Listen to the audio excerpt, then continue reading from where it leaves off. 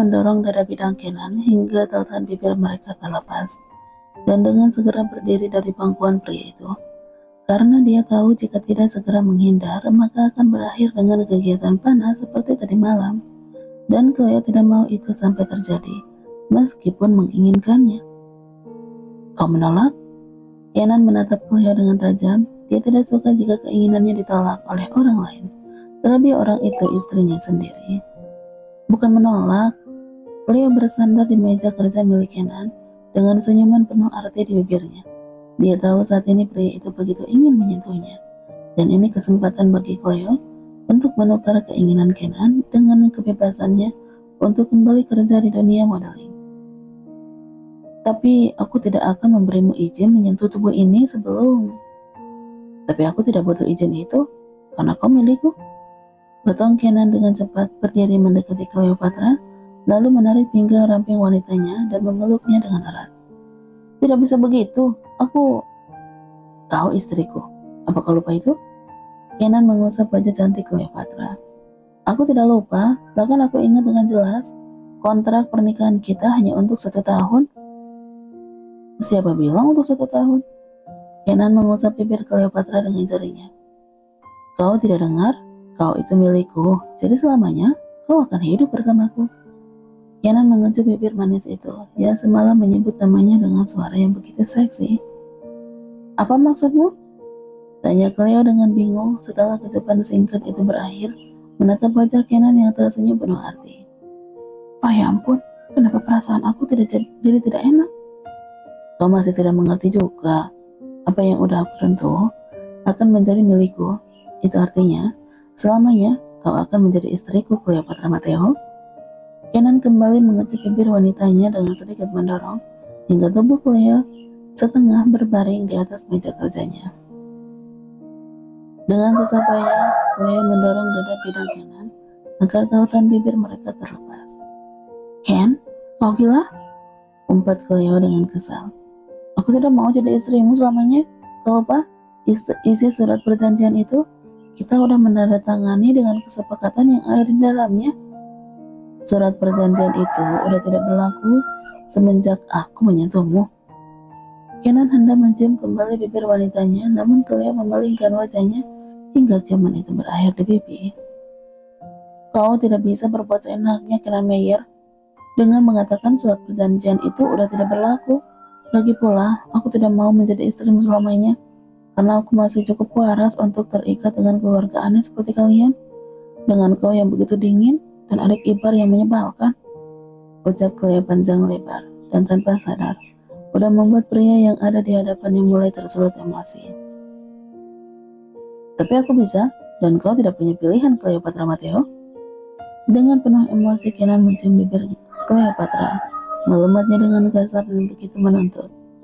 Dan tangannya mencengkeram kedua tangan Cleo yang hendak berontak. Dan dengan sedikit hentakan menghimpit tubuh ramping itu hingga berbaring, membuat barang-barang yang ada di atas meja kerjanya berjatuhan. Lama kedua bibir itu bertautan, dan baru terlepas saat Kenan merasakan sudah tidak ada perlawanan lagi dari wanitanya. Ken, hentikan.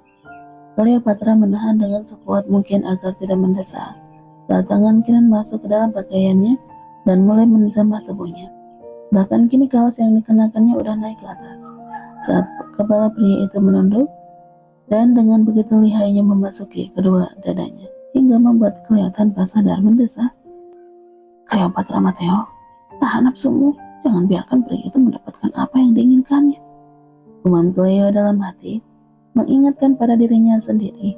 Namun yang keluar dari bibirnya justru suara laknat yang justru membuat Kenan semakin bersemangat menjamah tubuhnya. Kenapa kau berbuat seperti ini? Tanya Cleo di saat Kenan hendak melepas bawahan yang dikenakannya. Kita hanya 2 orang asing yang terikat karena sebuah kepentingan di dalamnya. Kau menikah denganku atas keinginan Kailin, dan aku menikah denganmu hanya untuk memenuhi keinginan kedua orang tuaku, sekaligus ingin hidup bebas menjalani pekerjaan sebagai modeling. Tapi kenapa sekarang kau berubah pikiran hanya karena udah menyentuhku? Cleo bertanya panjang lebar sambil menatap intens ke dalam sorot mata pria yang berada di atas tubuhnya. Karena aku Tok tok. Kenan mengurungkan niatnya untuk menjawab pertanyaan Cleopatra saat mendengar suara pintu ruangan yang diketuk dari luar. Kita lanjutkan nanti. Kenan menarik tubuh Cleo dan membantu wanita itu merapikan pakaiannya. Setelah itu baru membuka pintu untuk melihat siapa yang udah mengganggunya. Ada apa? Tanyanya saat melihat pelayan berdiri dengan wajah yang terlihat panik. Tuan, Nona Kailin pergi.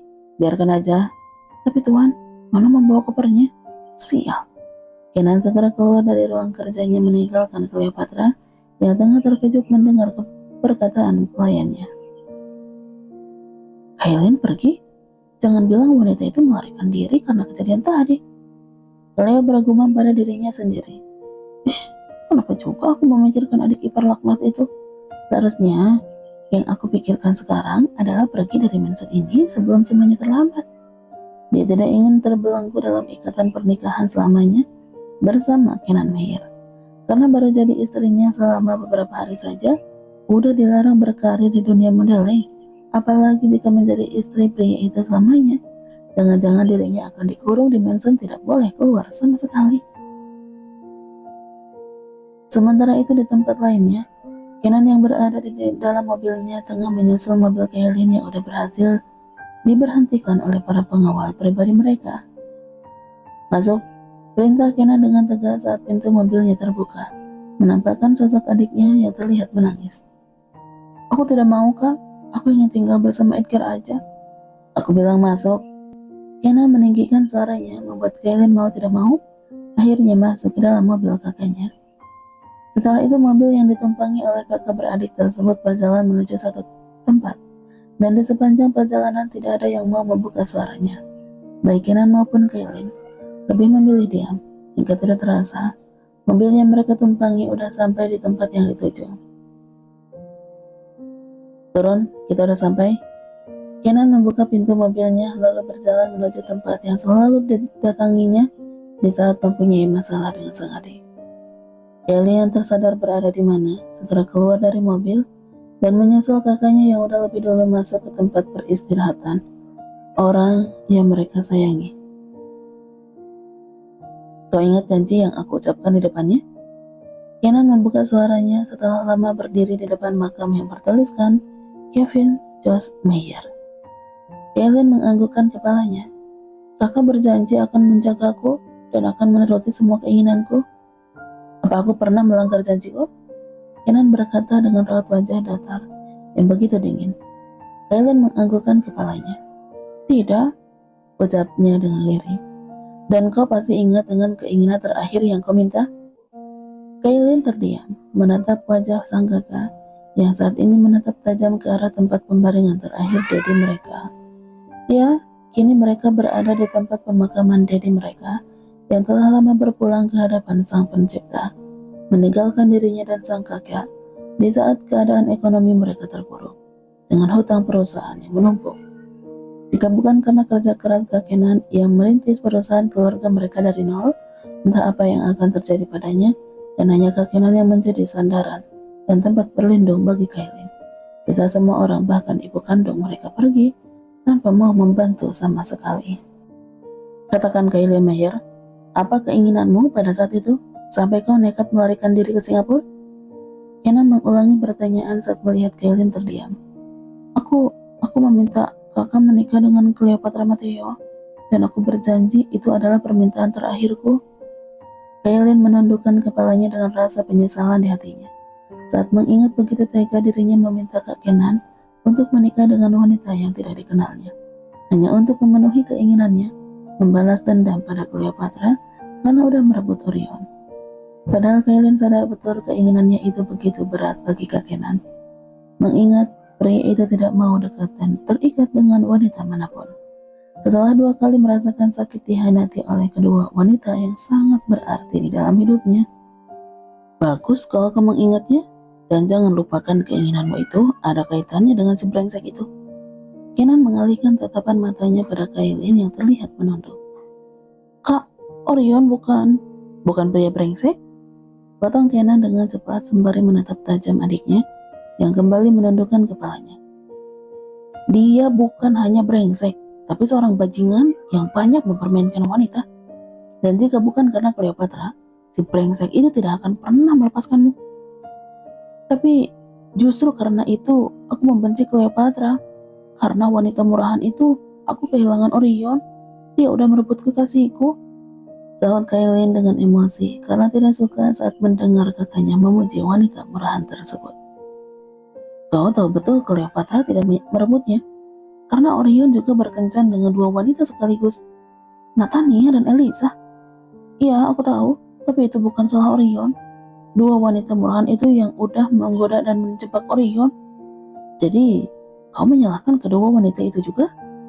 Dengan cepat Kailin menganggukkan kepalanya, membuat Kenan berdetak dengan kesal. Tapi kau lupa satu hal, Kai. Jika Orion pria baik, dia tidak akan tergoda dengan berselingkuh di belakangmu, walaupun banyak wanita yang menggodanya. Kailin terdiam tidak bisa berkata-kata karena dia tahu betul pria yang sangat dicintai dan disayanginya memang tergoda dengan wanita lain dan bermain di belakangnya. Itu sebabnya Kailin lebih memilih tutup mata dan memaafkan kekasihnya itu selama Orion masih berada di sisinya. Tapi semenjak mengenal Cleopatra, pria yang selalu dibelanya itu justru dengan mudahnya pergi dan memilih wanita murahan itu dibanding dirinya. Dengar Kai, karena janjiku untuk selalu mengikuti keinginanmu, aku tetap diam di saat kau terus membelanya. Bahkan di saat kau menjual saham yang aku berikan hanya untuk membantu panjangan itu. Kak, Kailin semakin menundukkan kepalanya. Satu yang harus kau tahu, Cleopatra bukan wanita murahan, karena dia masih virgin saat aku menyentuhnya. Apa? Bekik Kailin dengan wajah yang terkejut. Dia masih virgin? Kenan menganggukkan kepalanya. Sampai di sini seharusnya kau paham. Beliau tidak pernah menggoda Orion dengan tubuhnya seperti yang kau pikirkan. Dan kau harus menerima kenyataan. Orion lebih memilih Cleopatra karena si brengsek itu lebih mencintai wanita itu dibanding dirimu. Kak, air matanya jatuh begitu saja di kedua pipinya, menggambarkan seberapa sakit dan terluka yang dirasakan Kailin saat menerima kenyataan pria yang sangat dicintainya lebih mencintai wanita lain sampai tega meninggalkannya. Bukan karena wanita itu menggoda Orion dengan tubuhnya seperti yang selama ini dipikirkannya. Kenan yang melihat Kailin menangis hanya diam, tanpa melakukan apapun. Dibiarkannya Kailin menangis dengan puas, agar adiknya itu bisa menerima kenyataan yang ada. Aku tidak pernah meminta apapun kepadamu, jadi untuk kali ini, hormati keputusanku. Ucap Kenan setelah melihat adiknya berhenti menangis. Terima Cleopatra sebagai kakak iparmu. Kailin sontak menatap kakaknya, menatap pria yang selama ini bekerja keras demi hidupnya. Pria yang tidak pernah mengeluh lelah, dan pria yang dengan sabar menghadapinya. Kakak satu-satunya yang dimilikinya yang selama ini lebih banyak diam. Ini berkata panjang lebar, hanya agar dirinya mau menerima sosok Cleopatra Matteo menjadi bagian dari keluarga Meyer. Tunggu kak, Kailin langsung memeluk kakaknya yang hendak pergi dari tempat tersebut. Aku janji akan menerima Cleopatra sebagai kakak iparku, tapi aku tidak bisa berjanji memperlakukan dia dengan baik. Ucap Kailin dengan jujur, karena dia masih tidak menyukai sosok Cleopatra, meskipun tuduhannya selama ini sudah terbukti tidak benar. Kai, lepas. Kenan yang tidak suka dipeluk oleh orang lain meskipun adiknya sendiri, segera melepaskan pelukan Kailin lalu berjalan keluar dari area tempat pemakaman tersebut dengan wajah datarnya. Dia kembali menjadi seorang Kenan Meyer yang dingin dan kejam, gerutu Kailin sambil berjalan mengikuti kakaknya dari belakang, menatap punggung tegak itu dengan sebuah janji yang tadi diucapkannya, yaitu akan menerima Cleopatra sebagai kakak iparnya. Tapi untuk bersikap baik, dia tidak bisa menjanjikan apapun. Terlebih hatinya masih membenci wanita itu. Mansion Meyer, mobil yang ditumpangi oleh Kenan dan Kailin akhirnya sampai di kediaman mereka. Keduanya masuk ke dalam mansion dengan tujuan yang sama, yaitu ingin menemui Cleopatra, terutama Kenan yang hendak mendamaikan istri dan adiknya sebelum berangkat kerja. Namun saat sampai di dalam ruangan tengah, Kenan kembali dibuat pusing dengan kabar yang didengarnya. Sejak kapan dia pergi? Tanya Kenan pada pelayan yang menyampaikan kabar bahwa wanitanya tidak ada di dalam mansion. Sudah lama tuan, lebih tepatnya setelah Anda pergi, Nona juga ikut pergi. Jawab pelayan tersebut dengan kepala tertunduk. Bagaimana bisa? Bukankah aku sudah katakan untuk tidak memperbolehkan wanita itu keluar? Bentaknya dengan penuh amarah. Maaf Tuan, tapi tadi Nona mengatakan sudah izin pada Anda. Dan kalian percaya? Para pelayan itu tidak berani menjawab. Bahkan untuk menatap tuannya mereka pun tidak berani. Kak, sudah jangan memarahi mereka. Mereka itu hanya korban dari istrimu yang pandai berbohong. Kailin tersenyum sambil berjalan menuju kamarnya. Jauh di dalam lubuk hatinya dia berharap Cleopatra pergi jauh dan tidak akan pernah kembali agar kehidupannya kembali tenang dan damai. Sial. Kenan mengusap wajahnya dengan kasar.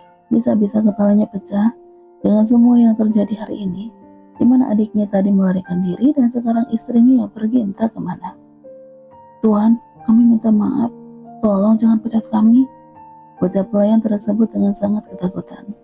Kenan tidak memperdulikan para pelayan tersebut. Dia segera berjalan keluar dari mansion sambil menghubungi Bram, memerintahkan asisten pribadinya itu untuk menghandle pekerjaan di kantor dan juga untuk mencari keberadaan istrinya yang kabur entah kemana. Cleopatra Matteo, awas kau! Geram Kenan saat memasuki mobil mewahnya. Sementara itu Cleopatra yang tengah berada di mansion utama justru tengah tertawa mendengarkan cerita Alana yang kebetulan juga berada di mansion tersebut. Ya, mereka berdua kebetulan bertemu di mansion utama karena satu tujuan yang sama, yaitu tengah bersembunyi dari pria-pria yang mencari keberadaan mereka. Dan mansion utama adalah tempat paling aman karena tidak sembarang orang bisa memasuki mansion tersebut yang dijaga ketat oleh para pengawal hebat dan berkompeten.